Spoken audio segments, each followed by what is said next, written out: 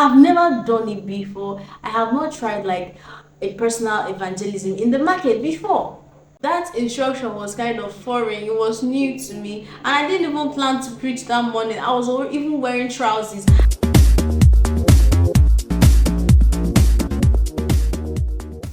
Hello, my name is Chizaram Gift. Welcome to my YouTube channel. If this is your first time being here, please click the subscribe button and the like button. And if you've been here before and you've not yet done that, please do the needful. Click the subscribe button and make sure to like this video. And of course, you are free to share your opinion or anything in the comment sections. First time I preached in a market. The first time I preached in the market, it was a Tuesday morning, a beautiful Tuesday morning, and I was preparing to go to work. I was on my own, no, and I just said, okay, let me make this prayer. I was like, Holy Spirit, I guide me, lead me today because I want to obey you. Give me instructions to follow today because I want to obey you. And I left. I consciously wanted to obey the Holy Spirit. So I left that morning and I got to my place of work. So I just said, oh, I was hungry. So I decided to go and eat something. So I got to this eatery somewhere around, and this eatery was located inside the market. So when I got into the eatery, I was having my breakfast in this eatery. So I looked out through the window and I saw a group of young men. I think they were in between the ages of 35 down to 20, and they were having fun playing this Christian music that morning. They were smoking, drinking, dancing, just gingering themselves to that morning, gingering it. So the Holy Spirit just laid it as a word in my heart that morning to go out there and preach to them. I was like, no, this can't be. How can it be? How can I preach? No, it can't be, And I sat still and I was eating, and the more I sat down there, it became heavier. The burden became heavier. So I refused because I've never done it before. I have not tried like a personal evangelism in the market before. I haven't. So that instruction was kind of foreign. It was new to me, and I didn't even plan to preach that morning. I was even wearing trousers. I know around this place, if you want to preach, please wear skirts before they will even start preaching to you about the trousers. The misconception. So I did not plan to preach. Now I was wearing trousers. Okay, I was going to work, so he said I should come out and start preaching here. Well, I was like, Baba, I better go. So he was very serious about it. So when I was about to leave, what I just did was that I looked at the guy that served me food and I said to him, Jesus told me to tell you that he loves you. And he was very kind of happy that someone said that to him. The expression in his face, he was like, thank you so much for saying this to me.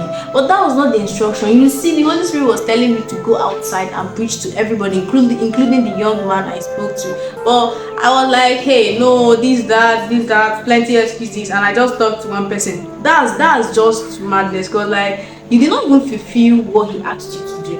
Okay, so I left the place. Long story short, I left the place. But then when I got to my workplace, the Holy Spirit was not happy with me at all. Like his displeasure just dawned on my heart, and I was so sad. I started to cry, and I started asking for mercy.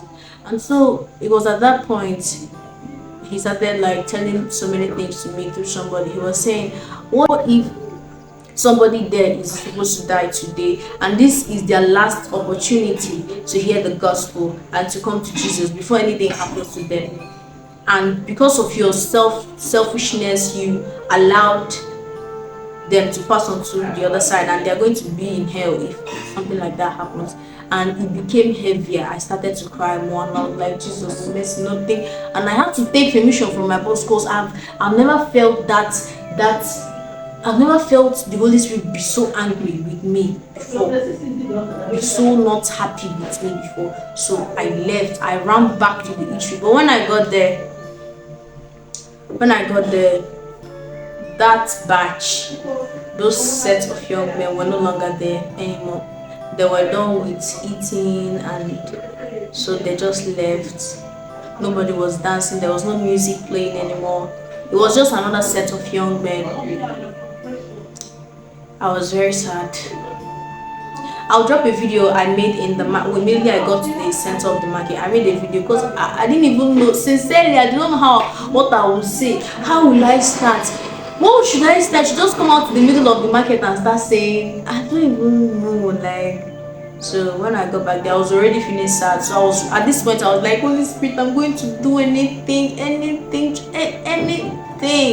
So I came out to the middle of the market, and it was hard. I stood for like 15 minutes before I finally moved to the center of the market. I was just standing in under one car like that for like some time. Then I moved to the middle of the market. How I started is going to be a story for another day, but for now I'm going to pick 3 lessons from this. The first one is, when the Holy Spirit gives you an instruction, don't come and do your own version of that thing. He's not foolish. Don't come and be teaching him the ways to do his work. You are the tool here, he's not the tool. When he says go and preach to this person, don't tell him how to do it. He's the one that gives the instruction. He's the boss, not you. But that day I was being the boss because I was selfish. I had 1001 reasons why I wouldn't preach. I was on trousers, I was not prepared. How will I start? They will not listen to me. And this is going to lead me to the second moral lesson. Whether they will listen to you or not is not a question here. Whenever the Holy Spirit lays in your heart to preach to somebody, know that there is an audience that he has prepared for you. It might be one person. Your audience might just be one person, and even that one person might not react to everything you are saying. He might not show it to you. That's your one person that is your audience might not show you that he's interested, but deep down in his heart, the Holy Spirit has convicted him, but he might not show it. And then sometimes your audience can be more than one person. It can be plenty, but just learn that every time he lays in your heart to preach, that there is a goal. Somebody will be saved again from going to hell.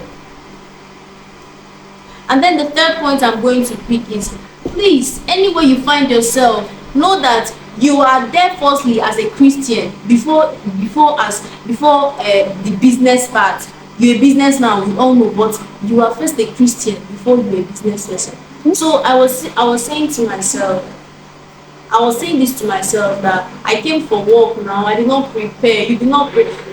There is no preparation. This is who you are. This is what you were born for. This is what you were born to do, to preach the gospel. So how can you say you are not prepared to do what you are born to do? You're already here, so just show up and do it. Whether it's in your office, in your shop, and the Holy Spirit just lays in your heart. It might just be a customer, and the Holy Spirit is like, preach to this customer. Don't take it for granted. So souls are going to be lost to the kingdom of darkness if we keep on being this careless.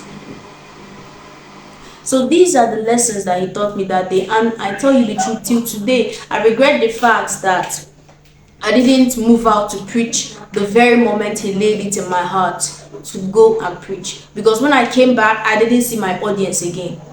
But though I led plenty people to Christ that day, but there is this particular set of persons he was telling me to preach to. But when I came back, those guys were no longer there.